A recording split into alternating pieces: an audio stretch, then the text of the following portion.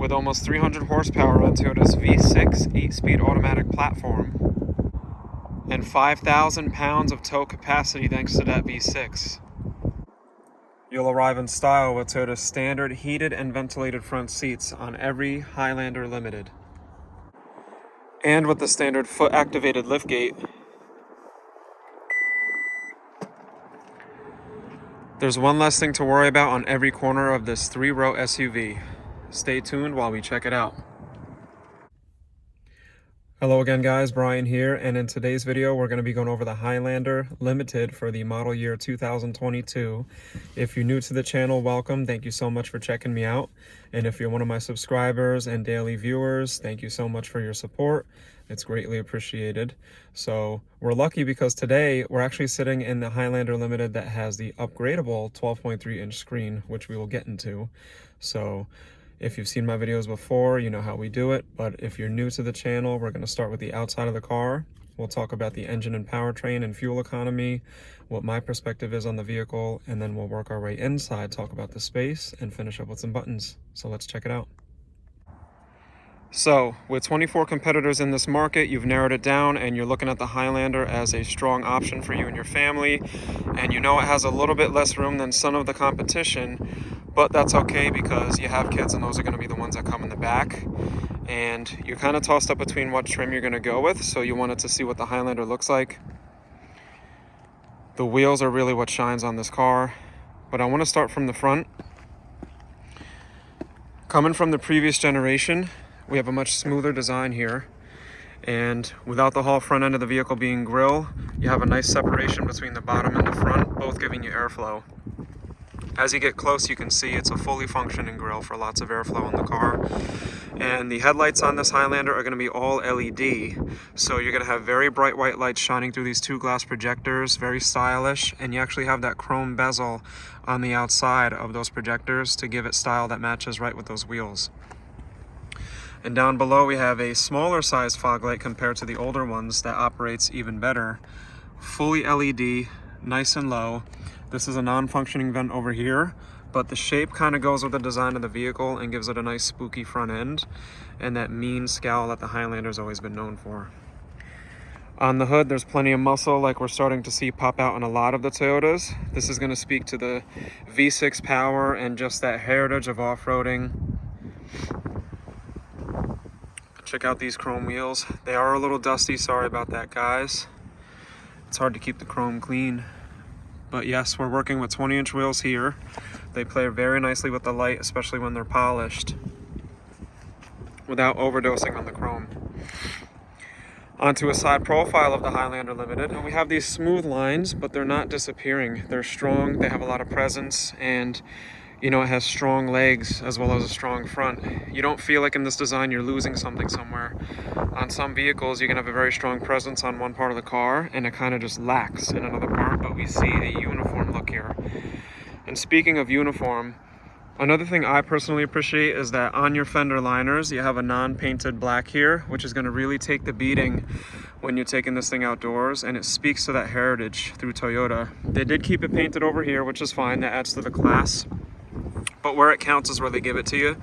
So when you're kicking up branches and gravel, that non-painted black, which is also on the bottom of the back bumper here and on the front, is going to really take that beating and age much nicer than a painted gloss like you see on the Primes in the RAV4 genre.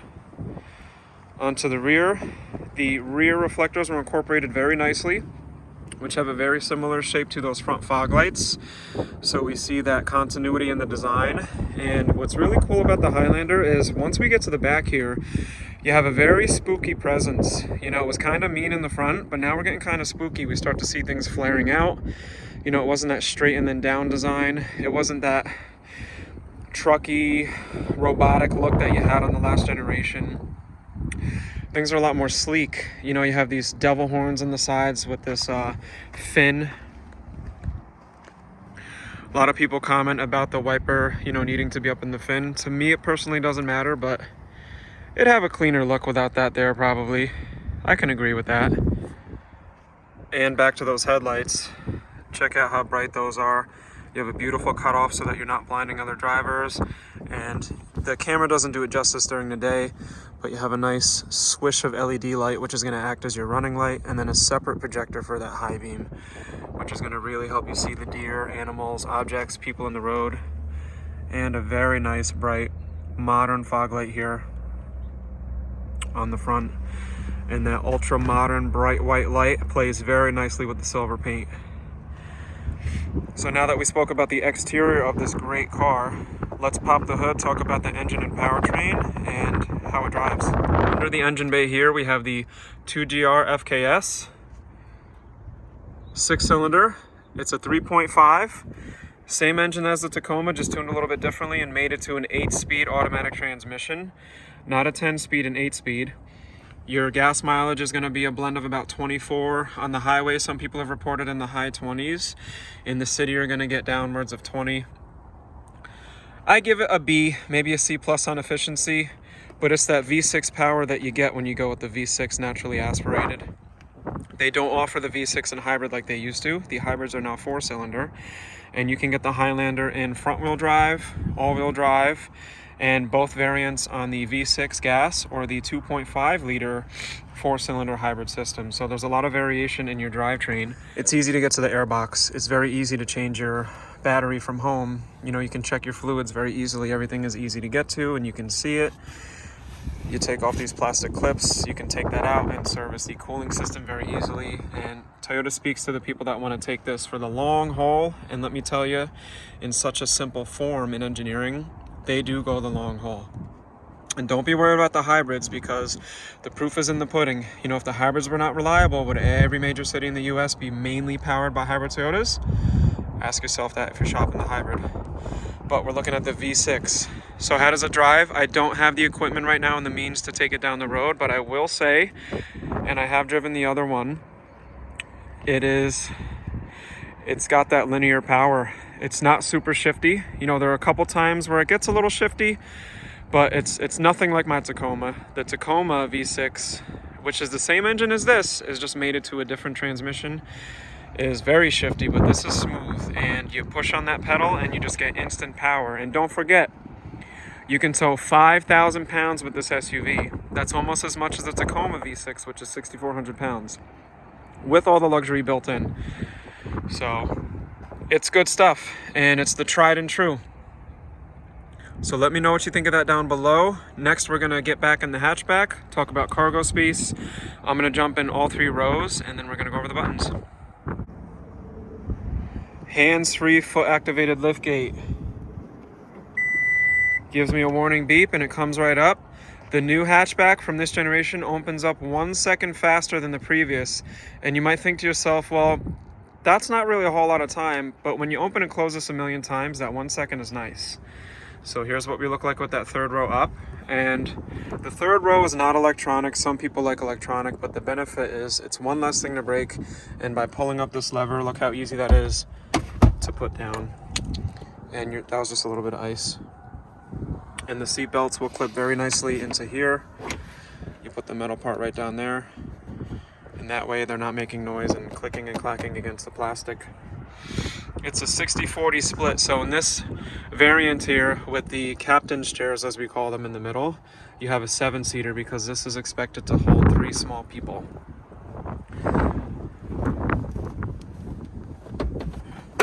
Down it goes, super easy.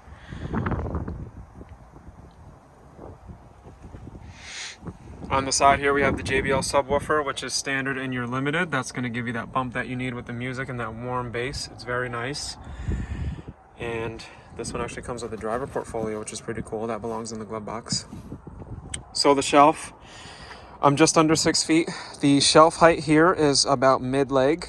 Now on the RAV4, we're down to the knee, but the RAV4 doesn't matter if you need all 3 rows. And speaking of all 3 rows, say it's just you and another person and you need to fall down that middle row. Let's take a look at what that looks like.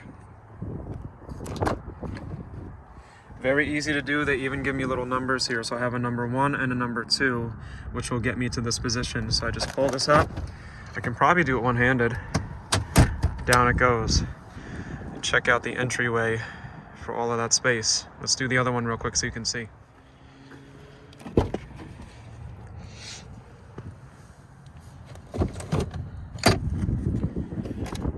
Oh, wrong one.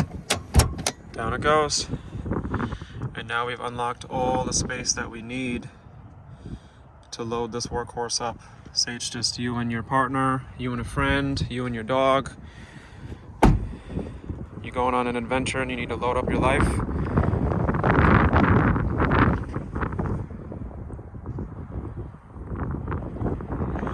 That's lots of space. Not 100 cubic feet, but we're pretty close. And folding the seats back up is very easy. So I'm gonna fold these seats back up and we're gonna talk about the space in the third row. Putting the third row up is very easy. You just pull on this little rope that Toyota gave you. It comes right up, don't forget your headrest. And to recline it a little bit, that's the max recline right here. So I'm gonna show you the difference between all the way up straight and reclined. Check out that difference in comfort.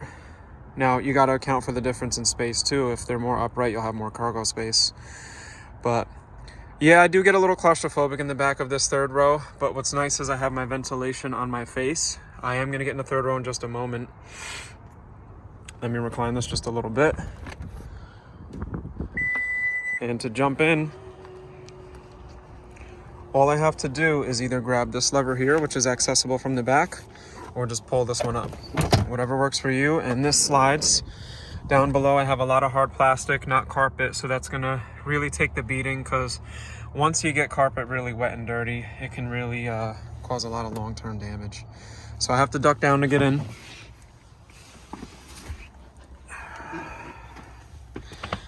And my knees are pretty bent. I'd imagine if you're over 6 feet, you are gonna want nothing to do with being back here. Let me put this seat back a little bit. Okay. Here we go. And this is with my row reclined a little bit. Let me recline it a little bit more. There we go.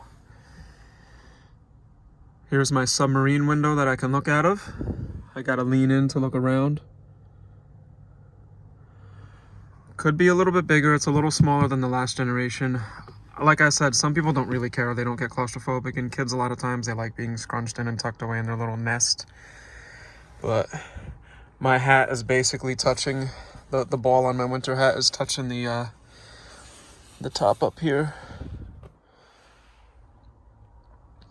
One thing that I wish Toyota did was give me a USB plug on one side, or maybe on both sides. I don't have any USBs.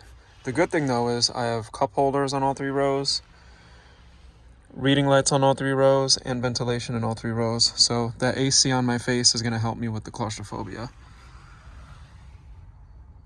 Another thing that I wonder is why Toyota put the defrosting wire on this window, but didn't do it on that window, because the driver cannot see out this window.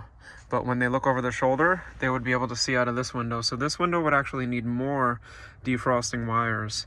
And the previous generation actually did have wires here at a greater extent than on this other side. I would love to get an answer to that. These small little details jump out to me, but most people probably will not care. Maybe I'm wrong. So the third row, the seat where it is now gives me knee room. I got about 8 inches of knee room here, but that's with my middle seat pretty far up, with the other seat pretty far back, giving you more knee room in the middle row. I'd be pretty scrunched. All right, so going into our middle row here, we have a one-piece all-weather floor mat protecting the floor down here, and this is where we start to see the carpet begin. I'm gonna close the door a little bit. On the door card, I have some comfortable soft material here on the top here and the bottom.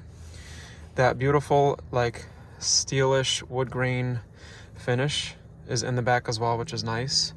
And I have that privacy shade that I love. At the limited level, I'm sure people may have expected this to be electronic, but this is very toughly designed, and it can be slammed down a lot, and it's one less thing to break. But I understand why you might like just pushing a button and the thing going for you. But you know what might happen? If the kids put something here, they might have fun watching it go up and get crushed, and you break the mechanism and you gotta pay a small fortune to fix that.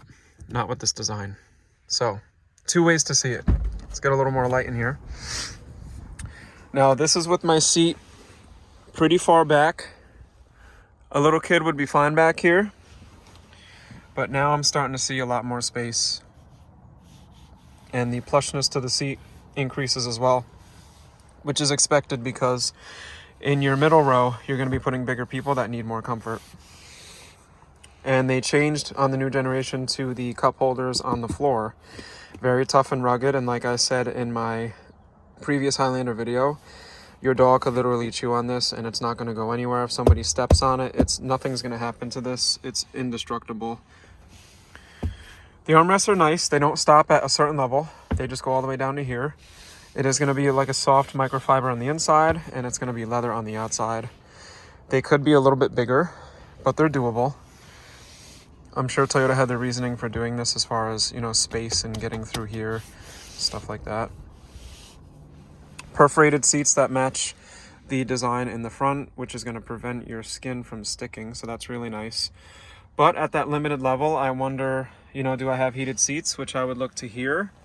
And we don't have heated seats in the rear. Another spot to look on a Toyota would be the door card, and we don't have the rear heated seats, let alone ventilated, so you're going to have to go to the platinum level to get that, but you're still getting a lot of that comfort built into the seats. Beautiful upholstery, and you know, those nice big windows. What I like about the Highlander's windows is that you have all this space to look, even back behind your shoulder. You can see very well. And speaking of looking around, here's eye level. If I lean over a little bit, I got plenty of visibility here. I'll be looking out this way on the road trips. I can see very well. I don't really feel like I'm in a submarine, so I could be in this middle row, sorry, for a long time. The interface for changing your air direction and temperature is very easy to use back here. I can turn the system off with the push of a button. Very nice. And down below, I have some flip-up doors for my chargers. Let's jump into the passenger seat up front, talk about how that feels, and go to the most important seat, the driver's seat. So the door card, same soft touch material here as we saw on the back doors, so we have that continuity. We do have a little amber light here, so I call those little candle lights, not those bright white LEDs, which would have kind of been nice. I'm not a complainer, I love Toyotas, but it would have been nice to see the LED there, and I'm sure they're going to do that in the future. Pretty good storage over here.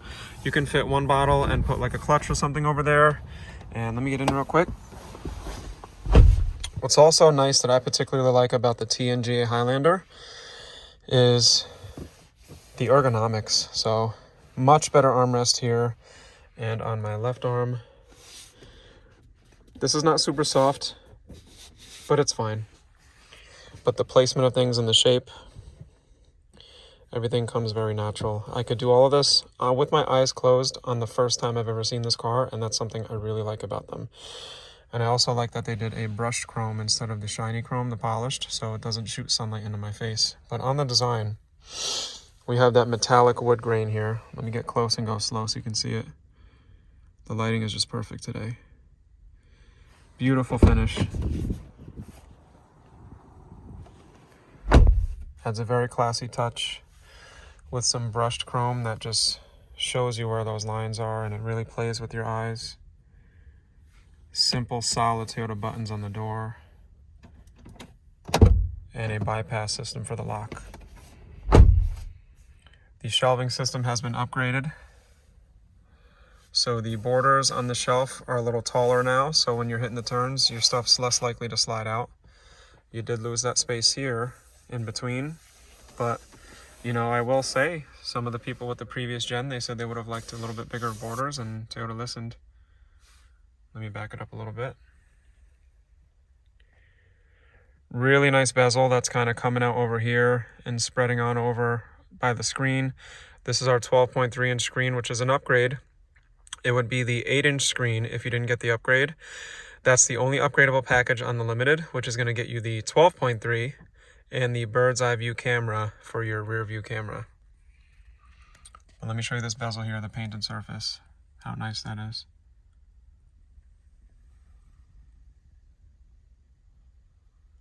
I like little things like this instead of just flat gray. It's sparkly. And I have my JBL tweeters here on the A-pillar. The A-pillar seems like it's a little bit smaller, great visibility on the side. I also like that we continue that brushed chrome here and it just kind of shoots on over and disappears. Very modern look. Even brushed chrome here on the vent. So the design cues are there, they play very nice together. And I have the black, the gray, and the sparkly gunmetal gray here, whatever you want to call that, anthracite.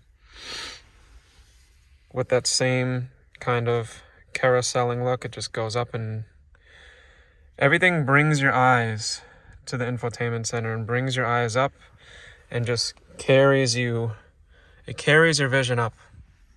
And I'm not a shifter guy, but you have a nice strong shifter here, not that Toyota over and down thing they used to do that some people didn't like. Some storage in here, and that goes in there pretty deep. I like how the cup holders, they have a cutout here so you can lay your phone or a clutch over here. And a cool thing about the Highlander that they've been doing for a while that they kept is this little widget that pops out here. It will pop out a little bit and you can actually run your charging wires. Put your phone here, run the charging wire and plug it in right over there. But you say, well, what about my wireless charging? Don't you worry. Your wireless charging is right in here and with the push of a button you can activate it. And if I open this up, I have more storage in here with a sliding shelf. And then you have more storage there with a 12 volt down below. No additional USBs or USB-C in here, no additional charging, just that 12 volt. And then this just closed down like that. This slides over. The mechanism feels very nice to use. The storage is a little smaller than the last gen, but not a big deal because who was really using all that storage in the previous generation? But here's what we look like as a passenger. Let's jump in the cockpit and start going over some features and buttons. So one important thing before we go into the most important seat is that this Highlander has the smart key. And the smart key looks just like this. It's a regular key fob. And when this is in your pocket, you can actually lock the car by putting your thumb on these two lines. And it locks. Hope you heard it. It feeds off the electricity that naturally occurs in your body. And to unlock it, it goes like that. It's only going to do the driver door. If you want to do the whole car, you can do the passenger side. Or you can change the settings so that when you touch this, it does all four doors. But here's the difference.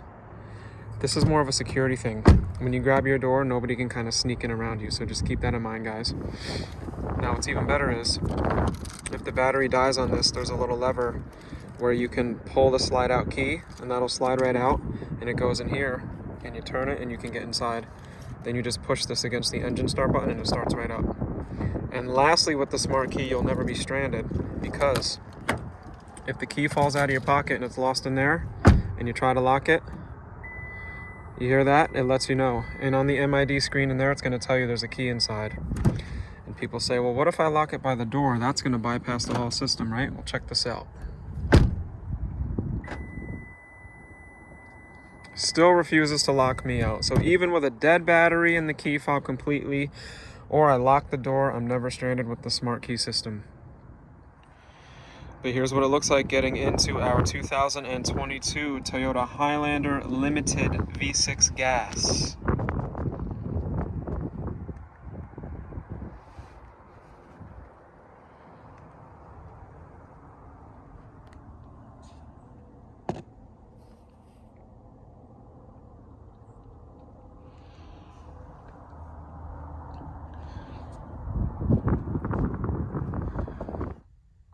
So here's what our cockpit looks like before we do the fast button overview. Check out that screen. It is a utilitarian design though, so even though it's very classy and modern, it's utilitarian. Square buttons next to each other. Everything is where it should be. You know, your driving modes are next to your shifter. That's where they should be. They shouldn't be up here in your climate control somewhere. They should be by your shifter. You know, your additional driving changes are right here by your shifter. You know, your 2 parking brake features are right by, this is your whole driver's platform. They're not putting driver functions on your climate platform, which is something I see all too much that I don't like. On the steering wheel, we have very solid feeling buttons. you can get that real confirmation that you push the button. There's no guessing. It's the same feel every time you push it, which is nice. I am biased, but I'll say it, you know, you can just, you feel that quality just in the switches and the way they sound, the way they feel. The simple, timeless, easy to read, easy to use, reliable systems are the way Toyota goes. So sometimes that comes at the cost of a couple less features than the competition, but you know that if you get into an accident in this car, you made the right investment for your safety. And if you want to keep something in the family that you can teach your kids how to drive on or pass down to somebody that you care about, you know this thing is still going to be the workhorse that you met in the showroom or on the lot. So next we're going to do the fast button overview, which is where the speed goes up and I go over all the buttons left to right.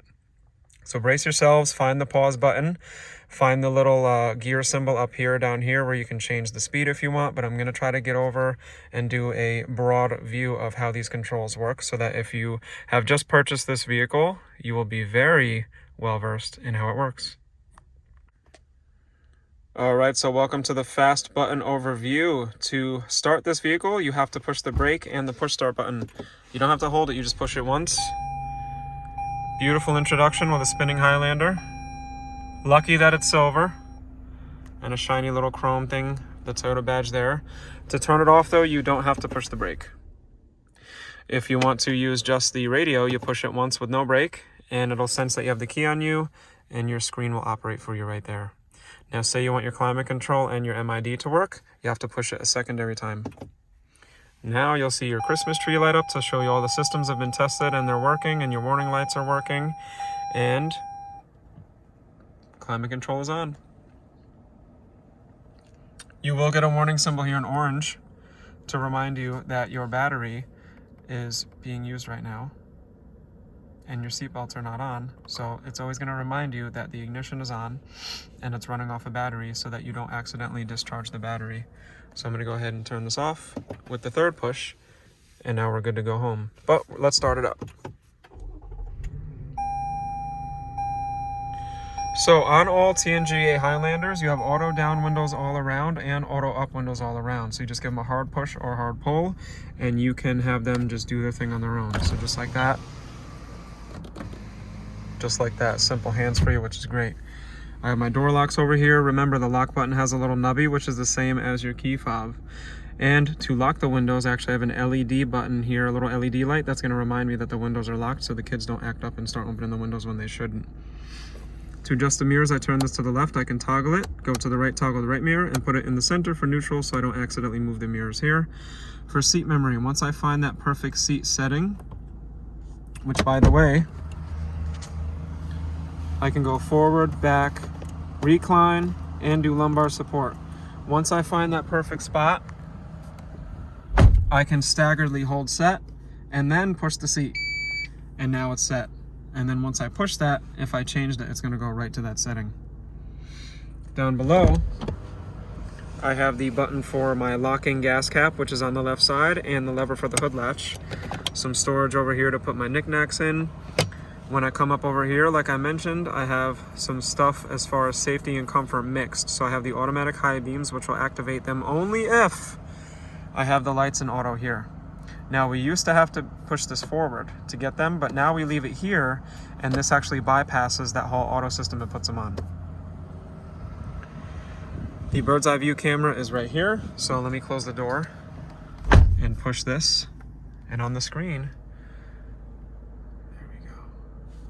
and I have some settings over here where I can change my vehicle color to silver, because everybody wants the screen emoji of the car to match their actual car. I get the obsession, guys. We get excited about this stuff. I can pause it, play it, and then I can even see a different view. I'm trying to get the right lighting here, guys. There we go. It's tough during the day. It gets bright out here. And then when I'm in drive, at low speeds, I can see exactly what's in front of me and I can see around the car. And they've really done a good job making this perfect. When I put it in reverse, I have the view here with the dynamic grid lines. And as I turn the wheel, those yellow lines will change, and I can edit what those lines are here. I can even change to a peripheral view, which gets a little distorted, but you can see more on the side, or the normal view. So that's our 360 bird's eye view camera, which only comes with the upgrade, which is the 12.3-inch screen and the JBL, and the bird's eye view camera system. That's your only upgrade for this car. Here's my hatchback button over here. I press and hold, it'll beep, and the hatchback comes up, and press and hold to close. Heated steering wheel. What's cool about this button is when you push it in, it stays on. So for your remote starter, you can leave that on so you have a nice toasty steering wheel when you get in the car. It's gonna heat you from here to here on each side. The defrosting wiper blades are great. When you push that button, it's actually gonna use wires, defrosting wires that are in the front windshield to melt the ice off the wiper blades. Over here, I have a switch between odometer and trip, which on the bottom right of the MID, you'll see I can press and hold that button to clear my trips and go back to whatever I want to see right there. Now, this little button here actually changes the brightness to the gauges. So that's why you have a little symbol of a speedometer with a light bulb in it. So when I push those arrows, oh, give me a sec. There you go. I can dim them down at night or increase the brightness to the gauges at night. That way they're not shooting bright light in my face. That's a little too bright for me. Mentioned this before, I have daytime running lights off, automatic, which will give me daytime running lights during the day, but kick on all the lights at nighttime through a little sensor on the dash right here, that little round guy. So if you like to store stuff on your dash, don't cover him up, otherwise your Highlander is gonna think that it's nighttime all the time and your screen might be a little too dim and you might be distracted. Parking lights. It's going to dim down the headlights so that I'm visible while people are driving around me, but all my interior lights are lit up. So it's gonna cause less distractions for people if you're parked in a highly populated area. And then I have the old school manual way of doing things. And I have the operation of the fog lights right here. On to the right, I have the wipers. So this doesn't have the auto rain sensing wipers like we see on some of the other cars. So when I put this down one click, it'll be intermittent, which I can change the sensitivity to right here. Then I have low and high. This area, off, intermittent, and on, which is done by this, is only for my rear wiper. There's no intermittency sensitivity to that rear wiper. If I pull it towards me, it'll wash the front. If I push it away, it's gonna wash the back. Like I mentioned, we have our little locking lever here for the adjustment of the telescoping and leveling steering wheel. On the steering wheel, I have the arrows for the MID, which stands for multi-information display. I have the select and the back button for that system. So all these buttons here, minus the phone button, operate that screen. So when I go up and down, which I'm gonna do now, you'll see I have the different menus. And some menus I can even go side to side. And then I can hold the OK button down to access some really cool stuff, like my height adjustment to the hatchback, which has 5 different height adjustments. Pretty cool, especially if you're short. The back button's right there, which I was using. There we go. Once I'm connected to Bluetooth, I can answer and handle calls right here, and I can change the volume to the calls with this button and do voice commands. And a fun fact about Toyota is you can actually teach it to recognize your voice. If you're connected to Apple CarPlay, when you press and hold this, Siri's little orb is gonna pop up and you can use Siri. But if you do a quick push, it's gonna use the Toyota's interface for the voice commands. So you get to switch between which ones you like to use. On the right side of the steering wheel, I have my cruise control here, and then I have the lane departure alert and some more music stuff. So for the cruise control, see the little symbol here with the car and the arrow? If I push that, the screen will say radar ready, and I just hit set, and it's gonna set it to whatever speed I was at. I can increase speed here, decrease speed here, or cancel it, but I can also cancel with the brake, obviously. If I push and hold this, the little symbol is actually, let me show you right here. It's gonna be on the top. The little symbol is gonna change. See that? The car disappeared. I'll do it again. The car disappears and the arrow changes. That's your constant speed cruise control, which is like the old school way. So it will keep on driving through whatever it hits, so you got to pay attention.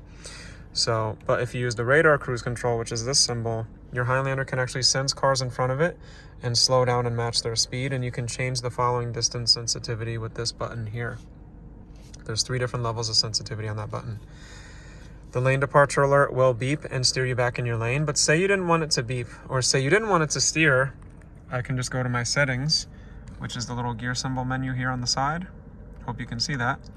I can go over to, oh, it's right here. Press and hold the OK button. See? I can change all kinds of stuff. In fact, the lane center was off. I can change sensitivity, the sway warning for when I'm sleeping, and even the sensitivity here. Hit the back button. So you can even edit completely these safety features like I mentioned. So that's turned on and off by the simple push of a button, and when it's on, you get that little symbol of the car right there going out of its lane. And to turn it off, they actually make you hold it down, see? So you used to just be able to push it, but now they make you hold it down, which I kind of agree with.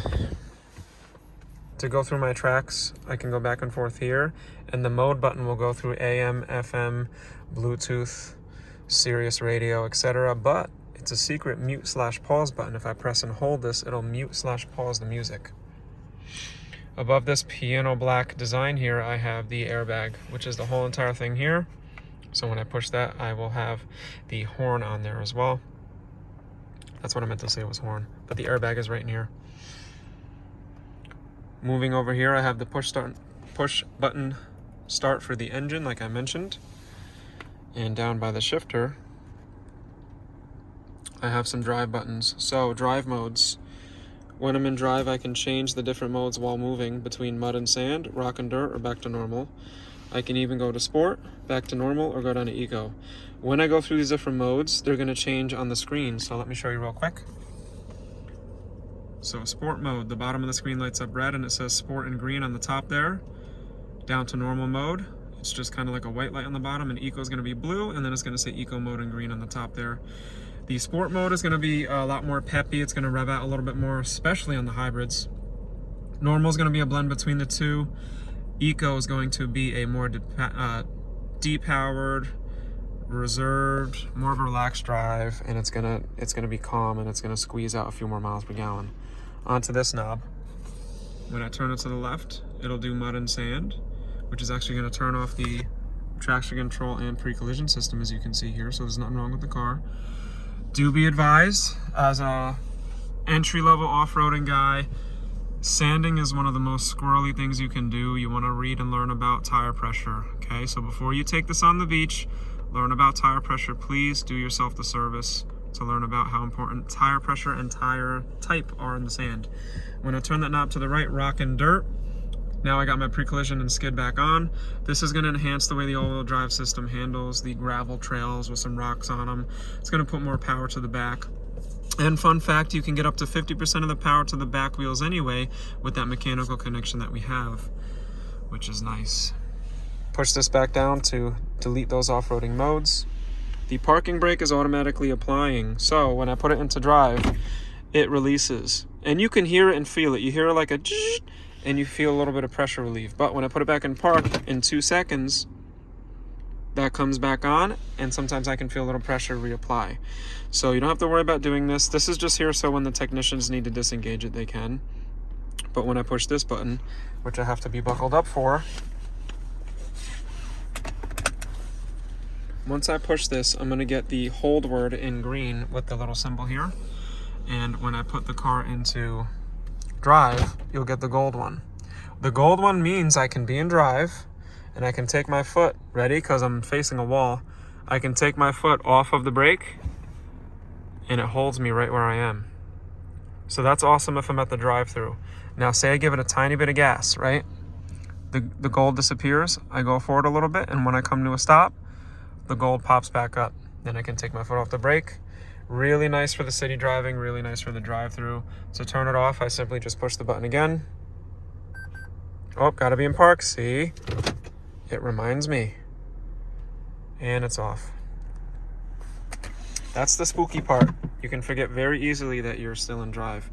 And speaking of driving, before we do these, when I'm in drive, I can go to the left and I can toggle up in gears, or I can toggle down in gears. So it's gonna say M and then the gear you're in. Some people might argue that this should be the increase of gears, but it's forward to go up, backward to go down. Once you do it a few times, you get used to it. Back over and back to park. Now people, they ask me sometimes, well, why would I even need that? Well, say you want to drive a little bit more spirited and control the revs, or you're driving through the mountains and you want to control the revs, or the snow is really bad, or the terrain is really bad, and you're going up an incline and you really need to rev match, and you need to keep those RPMs at 2,000 to maximize and prevent that wheel slip. You can control it. You can stay in second gear and rock out those RPMs. That's just an example. And speaking of second gear, when I hit snow mode, it's going to take me off in second gear instead of first to reduce that power to the wheels and reduce the wheel slip. And when I push it, I used to get snowflakes on the top that I miss. Now it just says snow in green. We miss the snowflakes on the screen. So the button here, some people call skid control, some people call traction control, some people call vehicle stability control. It all operates off the same premise. When you turn that system off, it turns off the system that prevents skidding. You want the system on though, for most driving, because when you're losing traction to a wheel, it'll cut power to that wheel or even break the wheel to regain that traction for you. When would you want to turn that off? Well, if you need maximum power to the wheels, if you're doing a little bit of off-roading on it, you're doing a little bit of snow, you want to allow for a little bit of wheel slip, you wouldn't be in snow mode. You turn that off, put it in sport mode, and you can maybe do some snow donuts. But be careful, you don't want to beat on your Highlander. You want it to retain that resale value. Speaking of not beating on your Highlander, if you live in the hills, this is decline assist control. It's going to descend for you without you having to hit the brakes.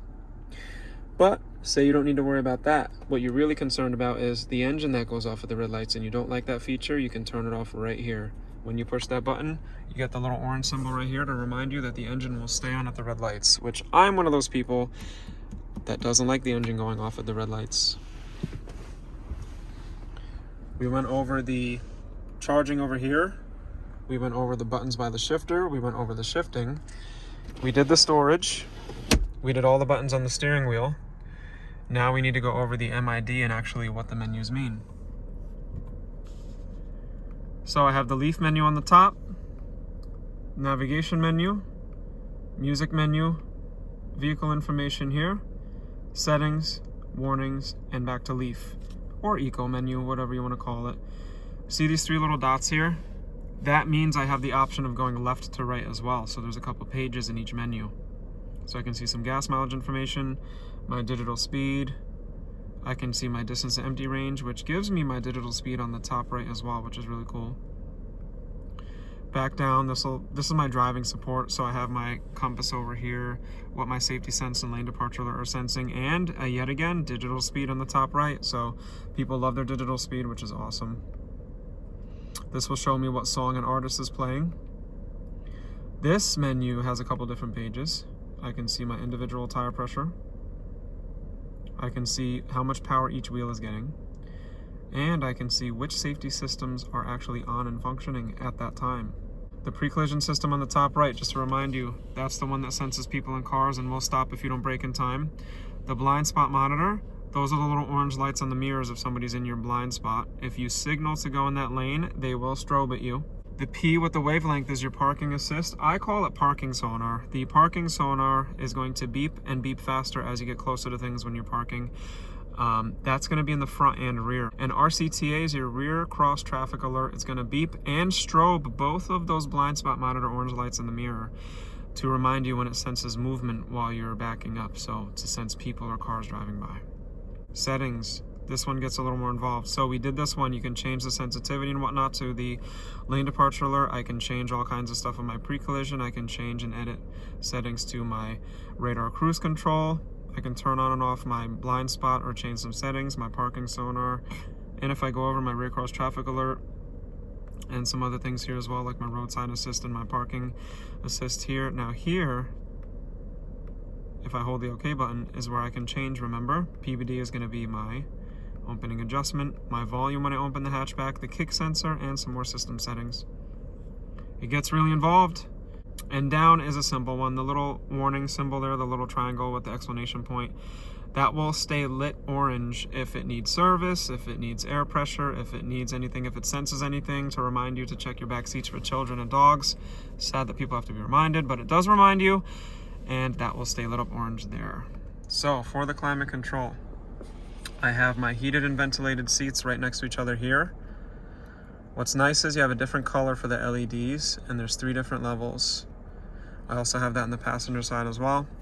I can change the temperature to my side from the button or from the screen as well. And if I push the little arrows here, the passenger can change it from that side too.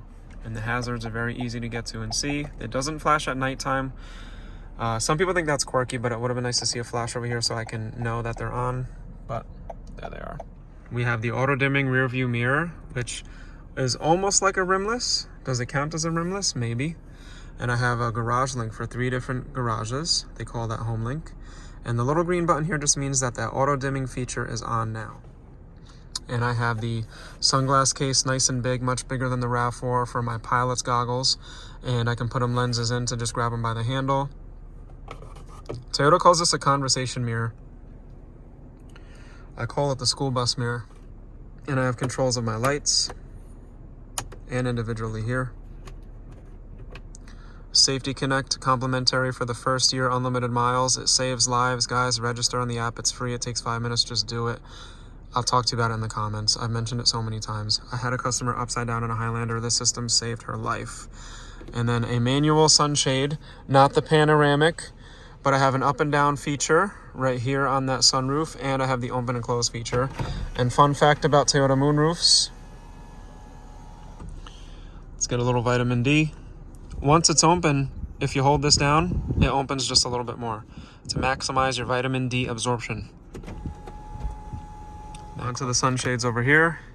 I have a simple little candlelight, and if I unclip this, there are 2 little arrows here that are going to remind me that there's no plastic slide out when the sun is in that bad spot and my eye is blinding me. I just grab this and I can push it over a little more. Built simple, built easy, built to last. The Toyota way. So if you're an old school Toyota driver, you're used to having a screen that's probably about 7 inches that has 4 buttons on the side here and 4 buttons on the side here. Things are a little different when you upgrade to the 12.3. We still have the 2 dials that are a little bigger now, so I can turn on and off the radio and change the volume. Of course, like I mentioned, you can also do that volume from the steering wheel. And then I have the tune and scroll right over here for the radio. But some of those buttons are now moved to the bottom. So for my home screen, when I push this, the home screen is actually going to be on this side, or it'll be towards the driver. Now the home screen, which I know I'm in the home screen because it says home, is this right here. And it just pushes my climate to the side. To have one of the items on the home screen take over the whole screen, I do this. And then I can just move my climate around like that. To go back home, I push the home button. Now, the audio I have to keep off just because of copyright reasons. But when you're connected to Bluetooth, there'll be 4 little sections here where you can set 4 people that you talk to a lot, and it's a 1-push instant phone call to get to them. I can actually edit the home screen by going to Menu, Setup, and I can go to Customize Home Screen. That's when I can change the layout, and I can change what it looks like and also what information is on there. Now back to Menu. I have a few different apps that I can go through. A really cool thing about Menu though is when you hit Menu, which I know I'm in Menu because it says Menu, and I hit Display, I can actually turn the screen off just like this, and it goes dark, but I can still listen to music, and I can still adjust the volume without the screen coming back on, and that changes and reduces the lighting on the interior, which might be easy on the eyes for some people. And I just push one of these buttons to get that screen back on. And this will access your phone menu. Here are going to be some apps for your connected services. This is where you'll authorize a remote connect. Back to Menu. Let me put this to the side again. Sorry, guys. For Destination Assist, I can operate that over here. And Info is where I can see some up-to-date information during my travels. You are going to need a high signal to get that information, but this is going to be the one that we use on our menu page the most because this is where I can change the clock. for my daylight savings time on and off, or I can manually change it. I can turn the beep on and off, change the language. If I go to voice, I can have it learn my voice with the voice recognition, which is nice. Back to menu. I can even change the color theme here, which is really cool. Now look at that. The buttons even change here. But a little too sporty for my taste when I'm in a limited, so I'm gonna go back to this. And if the contrast with the dark colors is a little much, we can even do that, which is gonna brighten things up for you. That's gonna make things a little easier to read, especially during the day. It's more like a day mode, so I'll leave it on this for now. And I have some vehicle settings here. I'm trying to go over the most important stuff that's not just factory things that stay the same. So in maintenance, there it is. I can set certain maintenance parameters, certain reminders for certain maintenance. So as I get to know the vehicle and keep it for the long-term ownership, I can even do some personal ones here. On my Tacoma, I've set everything to factory so that I make sure I get everything done at the right time. But what's really nice is when you go to vehicle customization, you can change how long those interior lights stay on when you turn the car off, how long the headlights stay on to light up the walkway when you're outside. The door lock settings, so most cars, when you put them into park, the doors unlock, and then when you put it into drive, they lock, and when you put it back in park, they unlock. But say you want it to stay locked when you put it in park, you can change that right here, and you can turn that off. That way it stays on, so you can keep things a little more secure there. So these are some of the settings that are really nice. You can even change the auto relock timer to be a little sooner if you want it to. You can select different doors. This is the setting I mentioned in the beginning, so you can select different doors to unlock when you touch that, when you touch that door handle. But see how the buttons change? Now that I'm in menu, now let's check out the home screen. See how the home screen is a little different, but check out that menu. It's kind of different. It looks cool. It's a little easier to read, especially during the day. So you can change that stuff on the fly by just going to setup and get down there to your vehicle customization.